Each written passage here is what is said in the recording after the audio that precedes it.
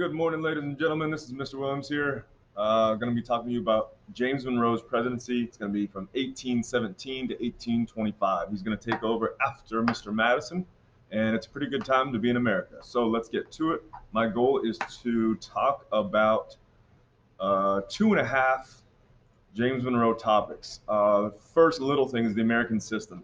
You guys would have read about that in Chapter 8, Section 2. And basically, it's a three-point plan to get America modernized and ready to go and make sure our economy is really strong. So if you remember the War of 1812, France and England were messing with us. We cut off trade. They also cut us off. We need to be able to develop ourselves. We need to be able to be self-sufficient. So that's what the American system is all about. First thing, we need to bring the national bank back. Once we have one currency and our financial house is in order, what we can do then is put in a protective tariff. Remember that taxes imports.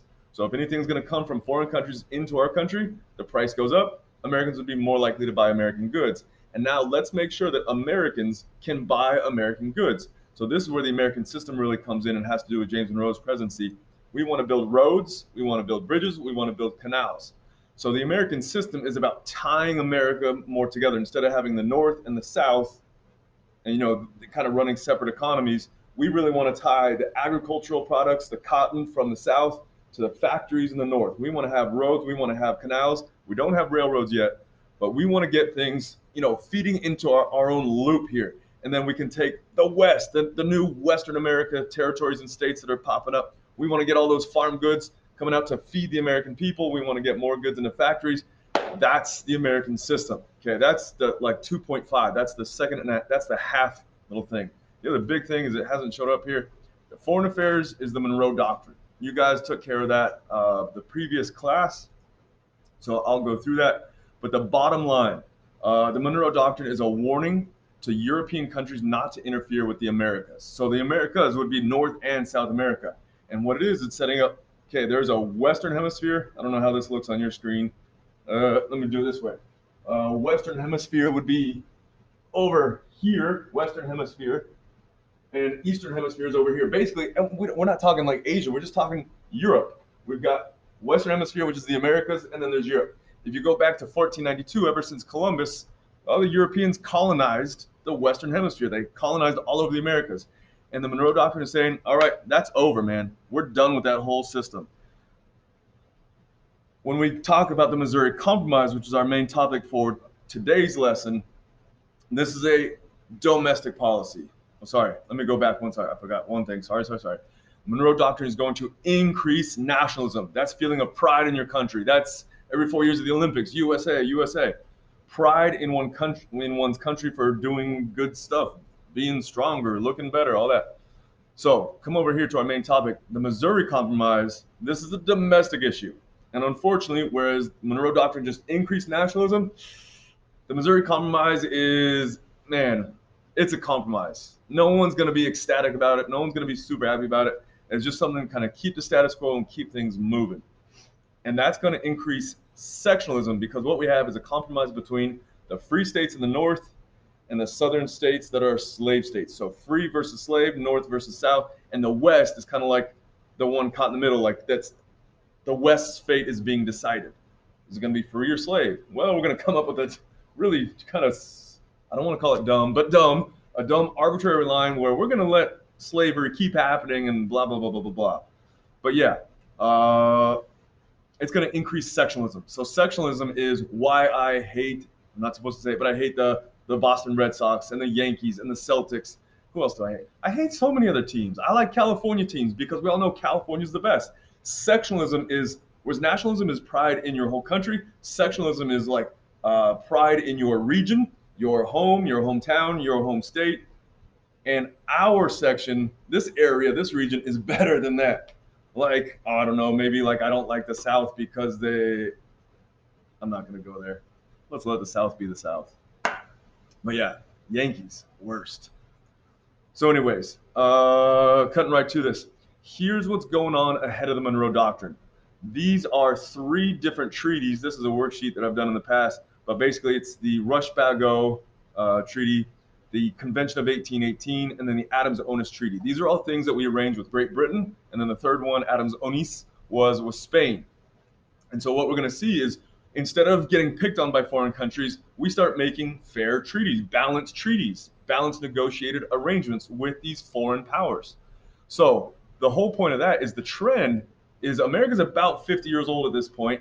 We just finished a war with England, in 1812. That finished in 1815, and we kind of won. We technically won because we didn't lose. It was a tie, but whatever. We consider it one.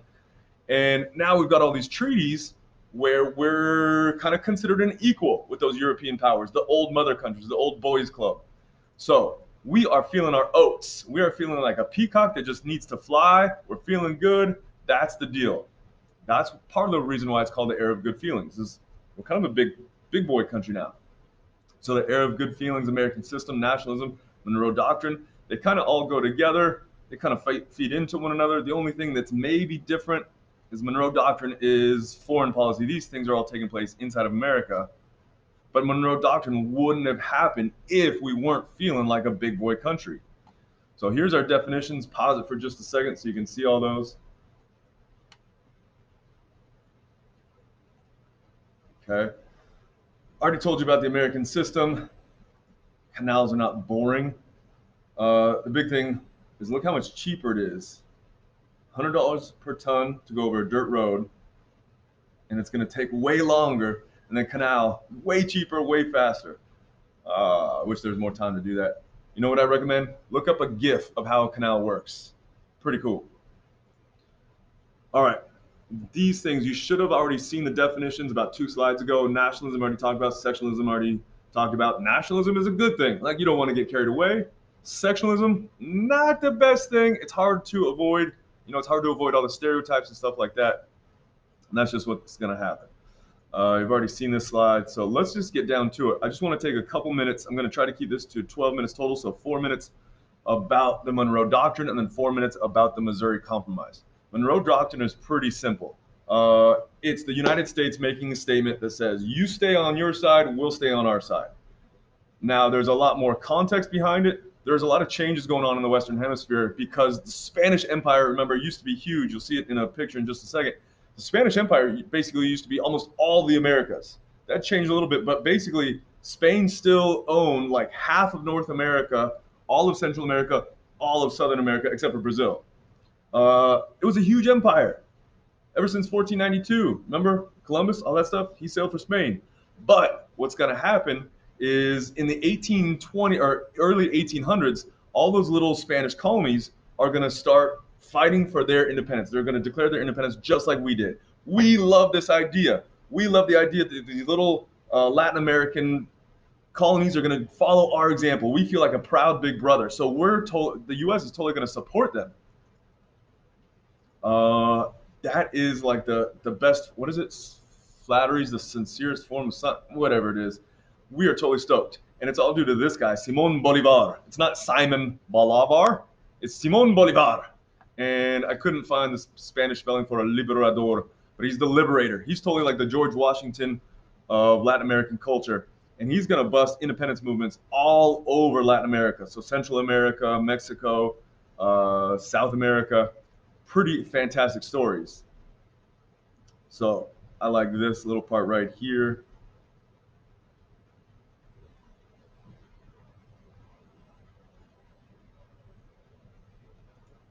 Ooh, that's dramatic.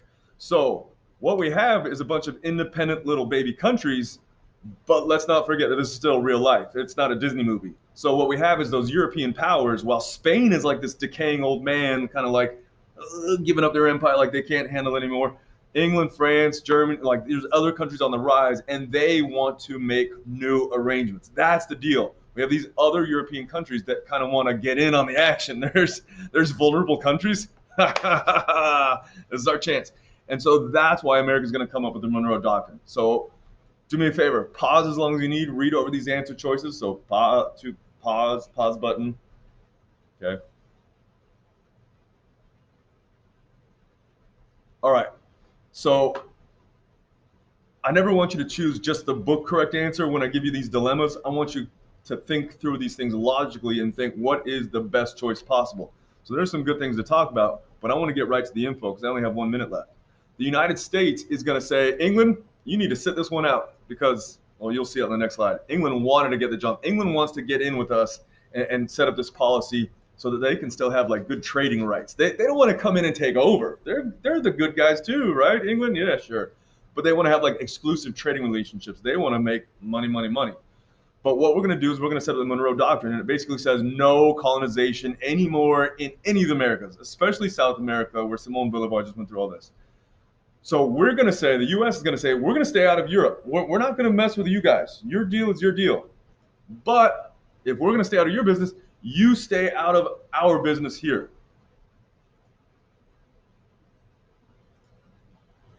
So obviously there's our definition for colonization. You should remember that. We've talked about that a lot. And so there's 4 basic points to the Monroe Doctrine. We're not going to intervene in Europe. And we are not going to interfere with Latin America. So I'll tell you what I'm thinking in just a minute. Now, this is the big one. This is the big thing. We're dividing the world into 2 hemispheres. The Americas is off limits. That's the big idea. And fourth, if any of you European guys over there try to come in here and do funky business, we're going to consider that a hostile act. That means an act of war. And you know how we feel about that. We've got a bunch of war hawks and America's feeling its oats. So yeah, we're going to stick up for ourselves and our little Latin American friends. So remember, England wanted to get in on that, and we're going to cut them off. Secretary of State John Quincy Adams is going to say to Monroe, hey, dude, hurry, make this announcement on your own so that England doesn't get any credit. It's like, why would you want your ex or your like older stepbrother to like do something with you? You know they're just going to steal like the credit for it. My oldest daughter does that to my 2-year-old. Let's go do this, and then so she gets the lollipop. So always be on the lookout for those. So last thing about Monroe Doctrine, this is a political cartoon about it. Here's the Atlantic Ocean, and it's not just a river. Remember, it's symbolism. We've got Uncle Sam, a sign that says no trespass. Look, America is armed and we're ready to defend all these little guys. There's a sombrero. I believe that one said Venezuela, I forget. So basically what it's saying is America is willing to defend our newly independent Latin American buddies from all these, look at these old guys over here, these old rich, I don't know about powerful, but we've got Spain, France, Germany, I forget who this is, Portugal, and this guy is England. This is John Bull. So how do they look? Do they look stoked? Do they look happy? Do they look proud for those little Latin American countries? Or do they look flabbergasted that they're cut out of this deal? How dare you, America? That's what's happening. So same concept here. All right, let's get moving on after these little final bullet points. Okie dokie? Now, one thing I want to say before we completely move on to the Missouri Compromise. These 2 issues are total table setters. They seem like no big deal, especially Missouri Compromise. It's gonna look pretty dumb by the end of it. But these are major table setters for the next generation. What I really want you to know is that you should remember the Monroe Doctrine because it sets our policy. It's not doctrine, by the way. Doctrine is your official statement of beliefs. So this is our official view. We respect these Latin American newly independent countries, and we're going to defend democracy in our hemisphere. It's off limits, no more colonization. Missouri Compromise, we'll get to it, but it's a table setter. This is the standard we are setting for America as we expand. Missouri Compromise is going to deal with Western expansion. So I'm going to launch 2 videos for you. I'm not going to play them here, but I want you to watch those and read Chapter 8, Section 2, but only page 266 and 267, where it talks about the Missouri Compromise. So pause this video, pause this screencast here, watch the Missouri Compromise video, either the Course Hero or the History Channel one, and read 266, 267. Press play when you're ready to go. Okay, welcome back. Oh, hush, puppy. So here's the deal. Missouri Compromise is all about how to deal with the Western territory that we have. So remember, all this is from the Louisiana Purchase. Well, new states have been coming in. That was on the screen way earlier. And we have decisions to make. Now, a long time ago, when this was the farthest west we could go, this was called the Northwest Territory. And one of the earliest laws during the Articles of Confederation that was a good law is there's going to be no slavery in the Northwest Territory. That's all we had at the time. So it seems like the precedent was set. Okay, no slavery in new territories. Then it's going to come along and we're going to have territory down here. When it's like, well, the Northwest Territory is different than this territory, so let's keep slavery going in the South. And so what the Missouri Compromise is it's our definition, is our prime example of sectionalism.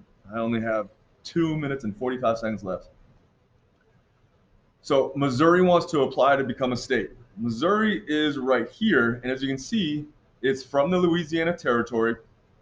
Uh, it's not exactly in the deep South. It's not down here. It's definitely in line with Virginia and Kentucky, and those are slave states, but it's also in line with these northwestern states that were free states. And here's the key right here. This is the Ohio River, and that was the border. Anything north would be free, anything south could be slave. So we have a little issue. And this really comes down to, in my mind, I'm a California boy. I'm not a big fan of slavery. I'm not a fan of slavery at all. I think this comes on the Southerners' fear of just becoming extinct. By now, by the 1820s, slavery is illegal in England, France, and most of the evolved European countries. So it's like the writing is on the wall, but the South really needs to hang on to this. That's where they're hanging their hat. This is how their economy functions. So Missouri wants to join the Union. Well, we got a problem. I'll come back to this slide.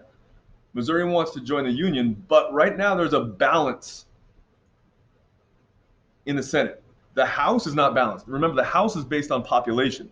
The northern states have a much bigger population. That's just the way it is. But in the Senate, there's a balance. So no new law is going to come in because you have to have a bill pass both houses to become a law. As long as the Senate is balanced, nothing against slavery is going to pass because the South will block it. The southern states will block it. Okay? Check. So here's my meme. You can't outlaw slavery if you can't pass any law about slavery. And this is what the Missouri Compromise wants to do. We know we have to add more states, and it's quite the moral dilemma, but no one's really ready for that. There have already been gag rules in Congress, like literally gag, like you can't talk about slavery. They made rules that say you can't talk about slavery in Congress because it's just so controversial and it's just redonkulous, and everyone's so divided according to sectionalism. So let's wrap this thing up. What we have is an agreement. All right, we've got 11 free, 11 slave states. Missouri really wants to join.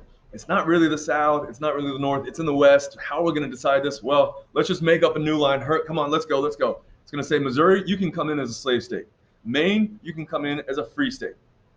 But we're going to make this line right here, 36 degrees and 30 minutes. That's just how we divide up the degrees. So it's northern latitude, so 36 degrees. And this is just going to be an imaginary line. We're going to extend all the way west. Now remember, this is all Mexico's land. Not for long.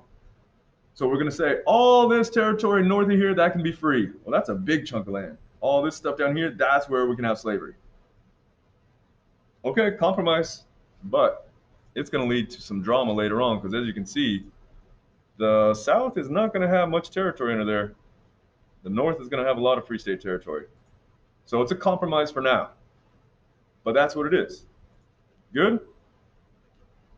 Make sure you did your reading. Take your quiz.